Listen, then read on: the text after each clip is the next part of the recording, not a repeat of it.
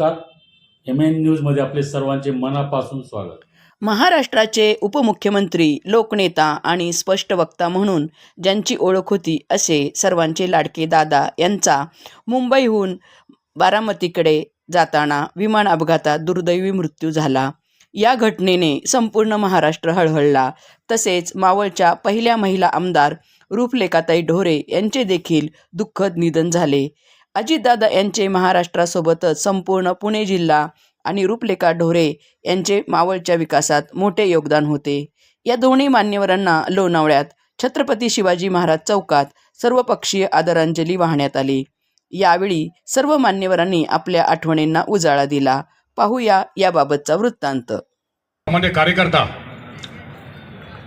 ह्याला सुद्धा ओळखणारा दादा, नावाने आवाज देऊन ओळख देणारा दादा. आपल्या सर्वांना माहिती असेल, दादांचं काम चालू व्हायचं सकाळी. कुठलेही कार्यक्रम असो, बैठका असो, मिटिंग असो, कधीही वेळ देत चुकवणारा माणूस.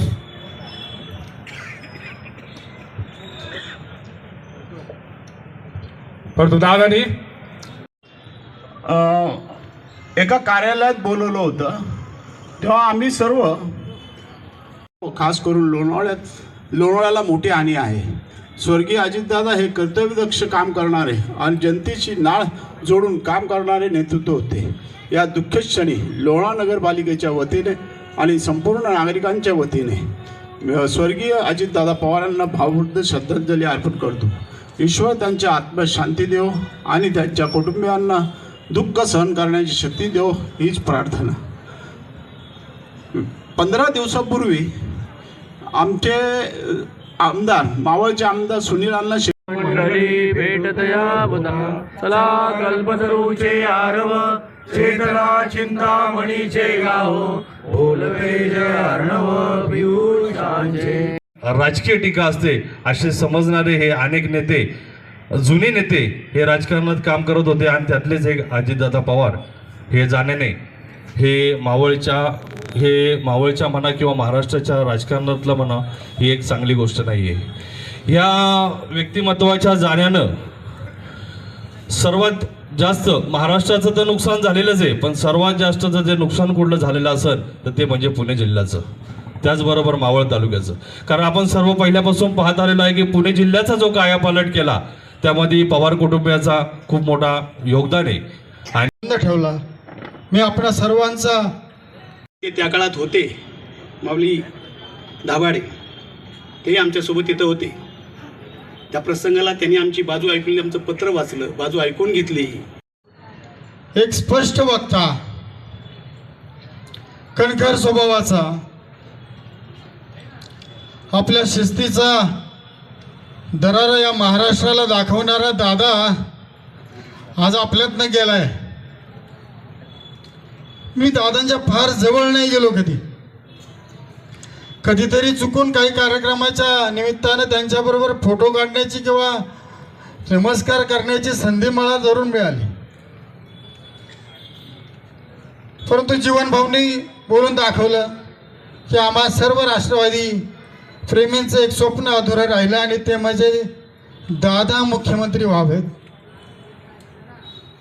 आम्हा सर्व कार्यकर्त्यांना बळ देण्याचं काम त्यांनी सदैव केलं. एक पुणे जिल्ह्याचे पालकमंत्री, एक आमचे पालक म्हणून ज्यांनी विचार रुजवले आमच्या युतीचे, त्या रूपलेखाताई ढोरे देखील गेल्या. त्या दोघांनाही मी माझ्या विचार परिवाराच्या वतीनं आणि भारतीय जनता पार्टीच्या वतीनं भावपूर्ण श्रद्धांजली अर्पण करतो. महाराष्ट्र पूर्ण बंद पडला. 2 दिवस झाले महाराष्ट्रामध्ये सर्वीकडे हळहळ चालू आहे. मी राजकारणात आलो, ज्यावेळेस राजकारणात आलो त्यावेळेस बघितलं तर अजितदादा जिथं जाईल तिथं नाव असायचं अजितदादा. हा एक असा नेता होता, हा कुठल्या पक्षाचा किंवा कुठल्या संघटनेचा किंवा कुठल्या धर्माचा नव्हता. हा सर्वांचा, हा महाराष्ट्राच्या जनतेचा नेता होता. अजितदादा पवार यांच्या संदर्भामधील आपापल्या भावना या व्यासपीठावरून सांगितलेल्या आहेत.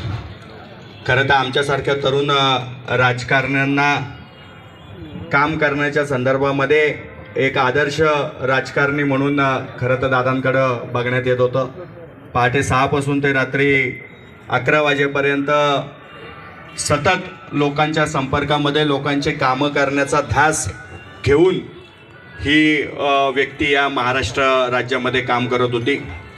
आपल्या सगळ्यांनाच माहिती आहे, स्वर्गीय प्रमोदजी महाजन, स्वर्गीय गोपीनाथजी मुंडे, स्वर्गीय विलासरावजी देशमुख आणि RR आबा पाटील आणि त्यानंतर आज अपघाती निधनामधून पुन्हा एकदा या महाराष्ट्राचं नुकसान झालेले स्वर्गीय अजितदादा पवार.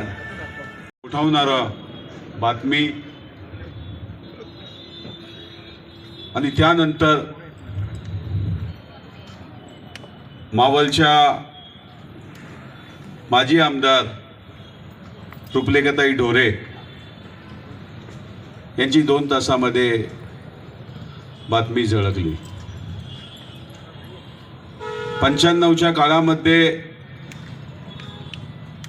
मावळच्या जनतेला धक्का देणारा विजय प्राप्त करून जनसामान्यांच्या मनामध्ये, महिलांच्या मनामध्ये, ग्रामीण जनतेच्या मनामध्ये अतिशय हृदयस्थान असणाऱ्या रुपलेखाताई ढोरे हे प्रकृती अस्वस्थामुळे गेल्या अनेक दिवसापासून आजारी होत्या आणि अशाच ताज्या घडामोडी पाहण्यासाठी MN न्यूजला लाईक करा, शेअर करा आणि सबस्क्राईब करायला विसरू नका.